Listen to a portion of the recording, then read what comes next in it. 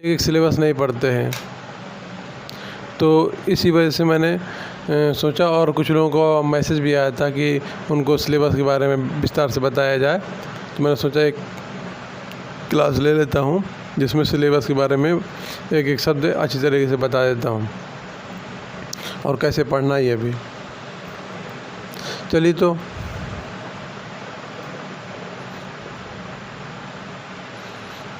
शुरू करते हैं। यहाँ से जो भी ये सिलेबस जो है मैंने डाउनलोड किया है NTNET की जो वेबसाइट है वहीं से, और सभी को ऑफिशियल वेबसाइट से ही सिलेबस डाउनलोड करना चाहिए, किसी भी एग्ज़ाम के लिए हो वही सब सही सिलेबस रहता है। किसी कोचिंग के वेबसाइट से डाउनलोड करना सही नहीं रहता। तो यहाँ पर क्या लिखा है, पाठ्यक्रम प्रथम प्रश्न पत्र। चलिए इसे मेरे साथ साथ इसमें देखते जाइए गौर से। इस प्रश्न पत्र का मुख्य उद्देश्य परीक्षार्थी की शिक्षण एवं सोच क्षमता का मूल्यांकन करना है। अतः इस परीक्षा का उद्देश्य शिक्षण एवं शोध अभिवृत्ति का मूल्यांकन करना है। उनसे अपेक्षा है कि परीक्षार्थी से पास, यहाँ परीक्षार्थी के पास होना चाहिए, उनका मिसप्रिंट किया हुआ है जिन्होंने भी ये सिलेबस मतलब हिंदी में इसका रूपांतरण किया है, इन्होंने मिसप्रिंट किया है। यहाँ पर जो होना चाहिए, परीक्षार्थी के पास संज्ञानात्मक क्षमता हो और वह इसको प्रदर्शित कर सकें। संज्ञानात्मक क्षमता में विस्तृत बोध, विश्लेषण, मूल्यांकन, तर्क, संरचना की समझ, निगमनात्मक तथा आगमनात्मक तर्क शामिल है। परीक्षार्थियों से यह भी अपेक्षा की जाती है कि उन्हें उच्च शिक्षा में शिक्षण और अधिगम का सामान्य ज्ञान हो, सूचना के स्रोतों की सामान्य जानकारी और ज्ञान हो। उन्हें इसके साथ साथ उन्हें लोगों, पर्यावरण, प्राकृतिक संसाधनों के बीच संव्यवहार और जीवन की गुणवत्ता पर उनके प्रभाव की जानकारी होनी चाहिए।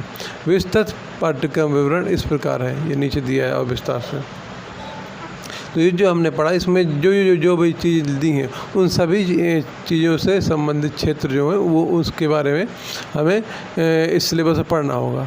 जैसे पर्यावरण, लोग, शिक्षण, अधिगम, इन सब जितने भी यहाँ पर इसमें टॉपिक दिए हैं सभी टॉपिकों के बारे में हमें विस्तार से पढ़ना होगा। लेकिन क्या क्या पढ़ना है वो उसमें मतलब ये तो एक हिंट टाइप में दे दिया, इशारा टाइप में कि क्या क्या पढ़ना है, लेकिन उसमें एग्जैक्ट क्या पढ़ना है, वास्तव में उसमें क्या पढ़ना है, ये स्पष्ट रूप से आगे नीचे दिया हुआ है। तो उसमें दिया हुआ है स्पष्ट रूप से क्या क्या पढ़ना है क्या नहीं पढ़ना। तो चलिए देखते हैं इसमें। हाँ, मैं बता दूं, इसमें टोटल 10 इकाइयाँ हैं। इकाइयाँ समझ, इस इकाई को बोलते हैं इंग्लिश में यूनिट। जैसे ये इकाई एक शिक्षण अभिवृत्ति, ऐसे टोटल पूरी जो है 10 इकाइयाँ हैं और हर इकाई से 5 क्वेश्चन आते हैं। ये मतलब इस सिलेबस में ही लिखा रहता है, मैं बाद में दिखाऊंगा। सिलेबस जब पूरा होता है, मतलब पूरा सिलेबस जहाँ 10 यूनिट होती हैं उसके नीचे लिखा रहता है 10 यूनिट की 10वीं इकाई जो होती है 10वीं इकाई उसके नीचे कि प्रत्येक ये इकाई से 5-5 प्रश्न आएंगे और टोटल जैसे 10 इकाइयाँ तो टोटल 50 प्रश्न आएंगे। तो इस वजह से सबको बराबर महत्व देना है और सबको पढ़ना चाहिए, क्योंकि अगर अच्छे नंबर लाना तो सभी यूनिट, कोई यूनिट नहीं छोड़नी चाहिए, सबको अच्छे से पढ़ना चाहिए।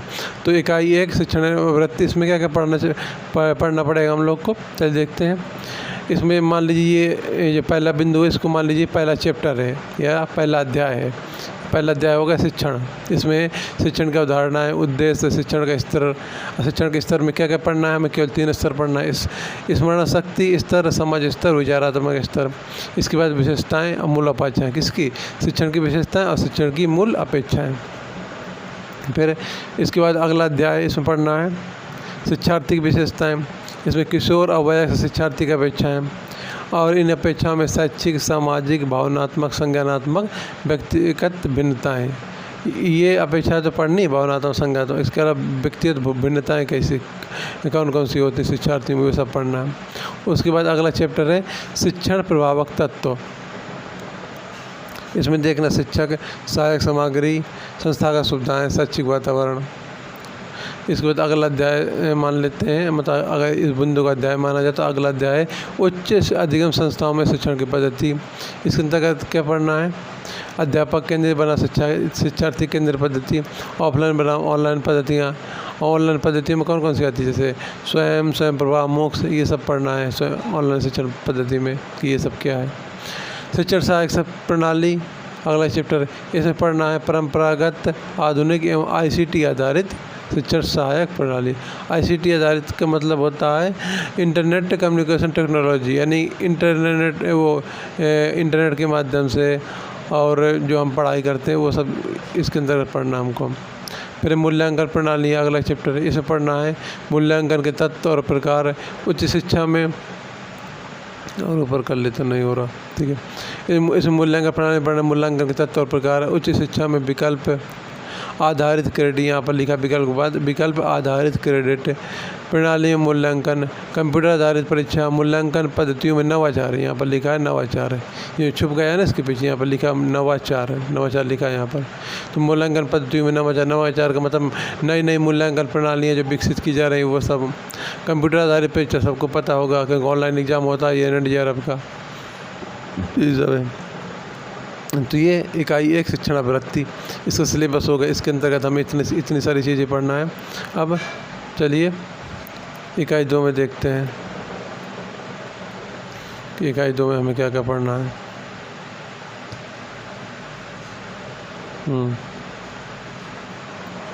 इकाई 2 का नाम है शोध अभिवृत्ति। शोध अभिवृत्ति को इंग्लिश में क्या बोलते हैं? जैसे कि इकाई 1 शिक्षण अभिवृत्ति, उसको बोलते हैं इंग्लिश में टीचिंग एप्टीट्यूड। इसी प्रकार इकाई 2 है, इसको जिसका नाम है शोध अभिवृत्ति, इसको इंग्लिश में बोलेंगे रिसर्च एप्टीट्यूड।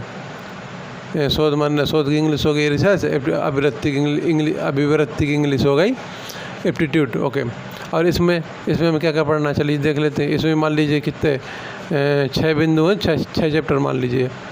पहले चैप्टर में पढ़ना शोध है, जिसके अंतर्गत शोध का अर्थ है, शोध के प्रकार, शोध की विशेषताएं, प्रत्यक्षवाद एवं उत्तर प्रत्यक्षवाद, शोध के उपागम, ये सब क्या है ये पढ़ेंगे। दूसरा चैप्टर है शोध पद्धतियाँ, इसके अंतर्गत हम पढ़ेंगे प्रयोगात्मक शोध पद्धति, विवरणात्मक शोध पद्धति, ऐतिहासिक शोध पद्धति, गुणात्मक शोध पद्धति, मात्रात्मक शोध पद्धति, ये हो गया। अगले चरण में हम अगले चैप्टर में हम पढ़ेंगे शोध के चरण, शोध के कौन कौन चरण हैं, यानी कि स्टेप जिसे इंग्लिश में बोलते हैं वो सब। उसके बाद अगले चैप्टर में पढ़ेंगे शोध प्रबंध एवं आलेख लेखन, फॉर्मेट एवं संदर्भ की शैली। इसका मतलब क्या? इसका मतलब होता है शोध लिखते कैसे, शोध लिखने का तरीका क्या होता है, उसका फॉर्मेट क्या होता है, ये सब इस चैप्टर में पढ़ेंगे। शोध का प्रबंध कैसे किया जाता है, शोध लिखा कैसे जाता है, ये सब। फिर अगले चैप्टर में पढ़ेंगे शोध में ICT का अनुप्रयोग, यानी शोध में हम अगर रिसर्च कर रहे हैं किसी विषय पे, किसी टॉपिक पर रिसर्च कर रहे हैं तो उसमें हम इंटरनेट तकनीक का इस्तेमाल कैसे करेंगे, सूचना प्रौद्योगिकी का इस्तेमाल उसमें कैसे करेंगे, ये सब इस चैप्टर में पढ़ना है। और अगले चैप्टर में पढ़ना हमको शोध नैतिकता, ठीक है। इकाई 2 हो गई, फिर आती है इसके बाद इकाई 3 है, इकाई 3 आती है इसके बाद। इकाई 3 में क्या पढ़ेंगे?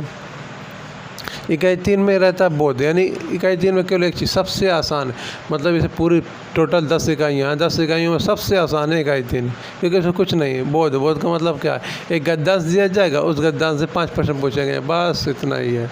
एक जो पैसेज आ जाएगा हिंदी का, हिंदी इंग्लिश दोनों में रहता है, जिसको हिंदी में करना हिंदी में करो, जिसको इंग्लिश में करना इंग्लिश में करो।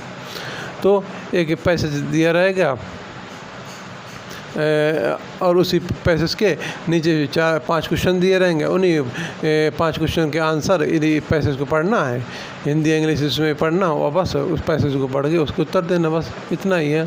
तो ये सबसे आसान है, यानी कि इसमें मतलब पढ़ाने की ज़रूरत ही नहीं पड़ती, और बहुत पढ़ाना भी पड़ता है तो बहुत एक क्लास में हो जाता है, और ये खुद से ही सभी लोग कर लेते हैं, क्योंकि पैसेज तो बहुत प्राइमरी स्कूल से पैसे सभी करते हैं आ रहे हैं, हर कक्षा में पैसेज होता है, इंग्लिश में भी हिंदी में भी, तो ये आसान है। इसमें क्या है, एक गद्यांश दिया जाएगा, उस गद्यांश से प्रश्न पूछे गए प्रश्नों को तो देना होगा, बस ये होगा इकाई 3। इसके बाद आता है इकाई 4। इकाई 4 कहाँ गया? इकाई 4 ऊपर है शायद, हाँ ये इकाई 4। इकाई 4 का नाम है संप्रेषण। संप्रेषण को इंग्लिश में क्या बोलते हैं? संप्रेषण को इंग्लिश में बोलते हैं कम्युनिकेशन। जो कम्युनिकेशन शब्द होता है ना, यानी वार्तालाप, वह इसी को हिंदी में बोलते हैं संप्रेषण, शुद्ध हिंदी में बोलते हैं संप्रेषण। और संप्रेषण में हम क्या क्या पढ़ेंगे? संप्रेषण में पढ़ेंगे पहला इसका अध्याय है, पहला चैप्टर संप्रेषण। संप्रेषण का अर्थ है, संप्रेषण के प्रकार, संप्रेषण के अभिलक्षण। और दूसरे चैप्टर में पढ़ेंगे प्रभावी संप्रेषण। ये पर्याय की प्रभावी संप्रेषण क्या होता है। इसके अंतर्गत वाचिक और गैर वाचिक संप्रेषण, अंतः सांस्कृतिक एवं सामूहिक संप्रेषण। और यहाँ पर क्या लिखा, यहाँ पर कुछ ये दब गया, यहाँ पर भी किसी एक प्रकार का संप्रेषण होता है। चलिए बाद में बता दूंगा। सामूहिक संप्रेषण के बाद यहाँ भी किसी एक प्रकार का संप्रेषण होता है, कालिक या कारिक ऐसा कुछ होता है, वही लिखा हुआ यहाँ पे। और फिर अगला चैप्टर इसमें प्रभावी संप्रेषण में बाधाएं कौन कौन सी होती हैं। जन मीडिया और समाज है। जन मीडिया और समाज का मतलब, समाज तो सभी लोग जानते हैं। जन मीडिया का मतलब होता है पब्लिक मीडिया, जैसे कि हो गए हमारे न्यूज़पेपर, न्यूज़ चैनल, ये सब। तो ये इकाई 4 हो गया संप्रेषण। इसमें हमें इतना पढ़ना है, यानी इसमें केवल 4 ही चैप्टर हैं, यानी 4 ही चैप्टर पढ़ना है, यानी कि एक छोटा इकाई है, छोटी इकाई है, जल्दी हो जाएगी। चलिए आगे देखते हैं इकाई 5। इकाई 5 में क्या है, गणितीय तर्क और अभिवृत्ति, यानी इकाई 5 में मैथमेटिक्स और रीजनिंग है, यही पढ़ना है। इकाई 5 में क्या है, गणितीय तर्क और अभिवृत्ति, यानी कि इसको क्या बोलेंगे, इसको इंग्लिश में बोलेंगे मैथमेटिकल लॉजिक एंड एप्टीट्यूड, क्योंकि अभिवृत्ति की इंग्लिश होती है एप्टीट्यूड। इसमें मैथ रीजनिंग तो रहेगी और तर्क के प्रकार भी रहेंगे। इसमें हम पढ़ेंगे तर्क के प्रकार कितने होते हैं, कौन कौन से होते हैं तर्क के प्रकार, यानी कि तर्क मतलब क्या होता है, लॉजिक के कौन कौन से प्रकार होते हैं। इसके बाद हम मैथ में क्या पढ़ेंगे, मैथ में पढ़ेंगे संख्या श्रेणी, यानी नंबर सीरीज जो होती है इंग्लिश में, वही होती है संख्या श्रेणी। अक्षर श्रृंखला, अल्फ़ाबेट सीरीज जो होती है। और कूट और संबंध, यानी कि ये रीजनिंग संबंधित होते हैं ना, कूट और संबंध रीजनिंग पढ़ते हैं हम लोग, वही है। तो संख्या श्रेणी, अक्षर श्रृंखला, कूट और संबंध, ये हो गया चैप्टर 2 में। चैप्टर 1 में हो गया तर्क के प्रकार। चैप्टर 3 में क्या पढ़ेंगे, चैप्टर 3 में पूरी मैथ है, पूरी टोटल मैथ, इसमें रीजनिंग नहीं केवल मैथ है। इसमें चैप्टर 3 में पढ़ेंगे गणितीय अभिवृत्ति, जिसके अंतर्गत हम पढ़ेंगे अंश, समय, दूरी, अनुपात, समानुपात, प्रतिशतता, लाभ और हानि, यहाँ पर लिखा लाभ हानि, ब्याज और छूट, औसत, ये सब चीज़ें बहुत, मतलब कुछ लोगों को जिनको मैथ नहीं आती उनके लिए आसान, उनको कठिन लगेगा, लेकिन बहुत ही आसान चीज़ें, बहुत ही मैं आसान तरीके से समझाऊंगा आप लोगों को, कि बहुत मतलब एक बार में समझ में आ जाएगा, बहुत आसान है, मुश्किल नहीं लगा। जिसको मैथ से डर लगता है वो भी आराम से ये गणितीय अभिवृत्ति वाले टॉपिक समझ लेंगे। ठीक है, इकाई 5 हो गया। अब इकाई 6 में चलते हैं। इकाई 6 में युक्ति युक्त तर्क या युक्ति तर्क, इसमें हम क्या पढ़ेंगे, इसमें पढ़ेंगे हम चैप्टर 1 में युक्ति के ढांचे का बोध, युक्ति का ढांचा क्या होता है, उससे संबंधित चीज़ें। इसके अंतर्गत हम पढ़ेंगे युक्ति के ढांचे के बोध में युक्ति के रूप, निरूपाधिक तर्कवाद का ढांचा, ये निरूपाधिक तर्कवाद क्या होता है, उसका ढांचा क्या होता है, ये सब पढ़ेंगे। अवस्था और आकृति, औपचारिक एवं अनौपचारिक युक्ति दोष, भाषा का प्रयोग, शब्दों का लक्ष्यार्थ और वस्तुअर्थ, यहाँ पर शब्दों का लक्ष्यार्थ क्या होता है, वस्तुअर्थ क्या होता है, ये सब मतलब बहुत कठिन से लग रहे होंगे अभी, लेकिन जब मैं समझाऊंगा तो बहुत आसान शब्दों में, आसान भाषा में करके समझाऊंगा। ये सब हिंदी में इतने कठिन शब्द होते हैं, तो एग्ज़ाम में भी जब हिंदी वाले क्वेश्चन रहते हैं तो वो भी ऐसे ही लिख के आते हैं कठिन शब्द, इसलिए हमको ये शब्दों को पढ़ना पड़ता है, याद भी रखना पड़ता है। शब्दों का लक्ष्यार्थ, वर्थवर्थ, और फिर आगे क्या है, विरोध का परंपरागत वर्ग, ये सब चीज़ें पढ़ेंगे। ये हो गया युक्ति तर्क के चैप्टर 1 में। चैप्टर 2 में है युक्ति के प्रकार, निगमनात्मक युक्ति, आगमनात्मक युक्ति, युक्ति का मूल्यांकन और विशिष्टीकरण, यानी युक्ति के प्रकार में निगमनात्मक और आगमनात्मक युक्ति का मूल्यांकन और विशिष्टीकरण, ये सब क्या चीज़ें होती हैं विस्तार से बताऊंगा जब हम पढ़ेंगे। अनुरूपताएं क्या होती हैं ये पढ़ेंगे हम चैप्टर 3 में। युक्त तर्क जो कि इकाई 6 है, इसके चैप्टर 3 में पढ़ेंगे अनुरूपताएं। फिर चैप्टर 4 में पढ़ेंगे वेण का आरेख, इसके अंतर्गत हम पढ़ेंगे तर्क की वैधता सुनिश्चित करने के लिए वेन आरेख का सरल और बहुप्रयोग। तर्क की वैधता सुनिश्चित करने के लिए वेन आरेख का सरल और बहुप्रयोग, ये हम पढ़ेंगे किसमें, वेन का आरेख के। वेन आरेख आपने पहले भी नाम शुरू होगा, उसी को शुद्ध हिंदी में लिख दिया वेन है, और वैसे हम बोलचाल में इसको बोलते हैं वेन आरेख है। वेन डायग्राम जो बोलते हैं ना, वही इसी को हिंदी में लिखा है वेन का आरेख। ठीक है, इसका वेन डायग्राम का हम कैसे यूज करते हैं तर्क की वैधता सुनिश्चित करने के लिए, वही इसी के अंदर पढ़ेंगे। फिर अगला चैप्टर है भारतीय तर्कशास्त्र, ज्ञान के साधन, ये सब चीज़ें। और इसके अगले चैप्टर में हम पढ़ेंगे प्रमाण क्या होता है, प्रत्यक्ष क्या होता है, अनुमान क्या होता है, उपमान क्या होता है, शब्द क्या होता है, यहाँ पर युक्ति तर्क के अंतर्गत शब्द क्या होता है, अर्थापत्ति क्या होती है, अनुपलब्धि क्या होती है, ये सब। फिर इसके अगले चैप्टर में हम पढ़ेंगे अनुमान की संरचना, प्रकार, व्याप्ति, हेत्वाभास, ये सब क्या होते हैं, ये सब पढ़ेंगे। ठीक है, ये हो गई 6वीं यूनिट। और 7वीं यूनिट क्या है, 7वीं यूनिट में हम यानी कि 7वीं इकाई जो है, इकाई 7 में हम पढ़ेंगे आंकड़ों की व्याख्या। आंकड़ों की व्याख्या, इसमें हम क्या क्या पढ़ेंगे, आंकड़ों का स्रोत, प्राप्ति और वर्गीकरण, यानी कि आंकड़ों का स्रोत क्या कौन से हैं जहाँ से हमें आंकड़े प्राप्त होते हैं, जैसे कि इंटरनेट हो गया, किताब हो गया, अखबार हो गया, पत्रिकाएं हो गई, ये सब। इनको हम प्राप्त कैसे करेंगे, फिर इनको वर्गीकरण कैसे करेंगे ताकि अध्ययन की सुविधा हो, ऐसा वर्गीकरण करें तो ये सब कैसे होगा, इन सब के बारे में हम पढ़ेंगे। इसके अगले चैप्टर पढ़ेंगे गुणात्मक एवं मात्रात्मक आंकड़े। फिर इसके अगले चैप्टर में पढ़ेंगे चित्रवत वर्णन। चित्रवत वर्णन में bar chart, histogram, pie chart, table chart, रेखा चार्ट, ये सब। आंकड़ों का मानचित्रण, ये सब पढ़ेंगे। इसके अगले चैप्टर में पढ़ेंगे आंकड़ों की व्याख्या। उसके बाद पढ़ेंगे आंकड़े और सुशासन, यानी आंकड़ों से सुशासन की स्थापना कैसे की जा सकती है, ये सब। तो ये होगा इकाई 7 आंकड़ों की व्याख्या। फिर इकाई 8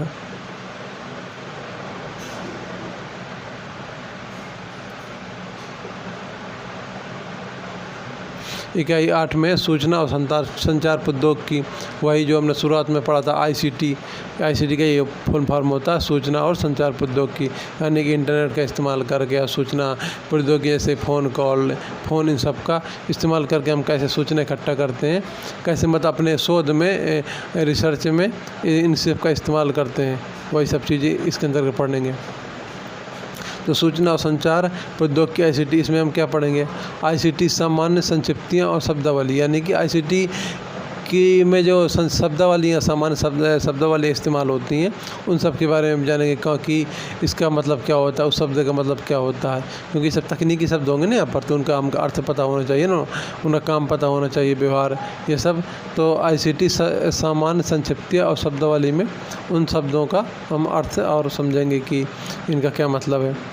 फिर आगे है अगले चैप्टर में इंटरनेट, ईमेल, श्रव्य दृश्य कॉन्फ्रेंसिंग की मूलभूत बातें, ये सब क्या चीज़ें हैं। इंटरनेट सबको पता होगा, इंटरनेट के बारे में मोबाइल में सभी लोग यूज करते हैं। आप मेरी क्लास देख रहे हैं तो इंटरनेट का यूज करके ही देख रहे हैं। और इंटरनेट क्या, इंट्रानेट, ये इंटरनेट अलग होता है, ये बताऊँगा। ईमेल भी सबको पता होगा। श्रव्य दृश्य कॉन्फ्रेंसिंग की मूलभूत बातें, यानी श्रव्य दृश्य कॉन्फ्रेंसिंग का मतलब होता है वीडियो कॉन्फ्रेंसिंग।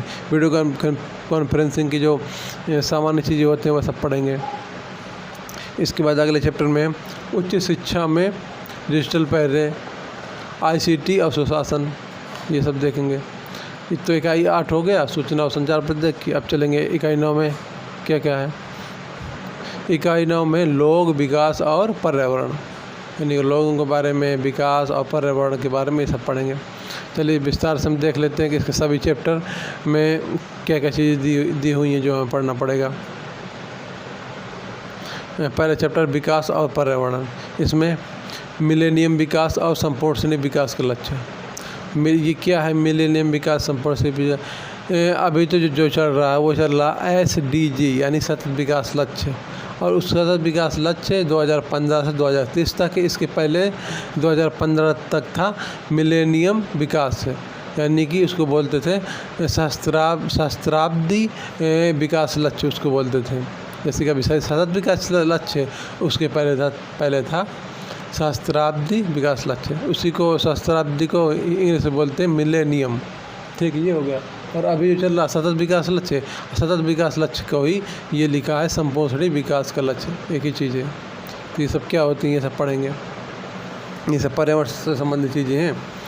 अब फिर अगला चैप्टर है मानव पर्यावरण संव्यवहार, निर्जातीय क्रियाकलाप और पर्यावरण पर उनके प्रभाव, यानी कि निर्जातीय क्रियाकलाप यानी कि मनुष्यों के क्रियाकलाप और पर्यावरण पर उन क्रियाकलापों का क्या प्रभाव पड़ता है, ये सब। और अगला चैप्टर पर्यावरणीय मुद्दे या पर्यावरण परक मुद्दे, इसमें स्थानीय मुद्दे, क्षेत्रीय और वैश्विक मुद्दे, वायु प्रदूषण का मुद्दा, जल प्रदूषण, मृदा प्रदूषण, ध्वनि प्रदूषण, अपशिष्ट प्रदूषण। अपशिष्ट प्रदूषण में भी कई प्रकार के अपशिष्ट होते हैं, जैसे कि ठोस अपशिष्ट, तरल अपशिष्ट, बायोमेडिकल अपशिष्ट।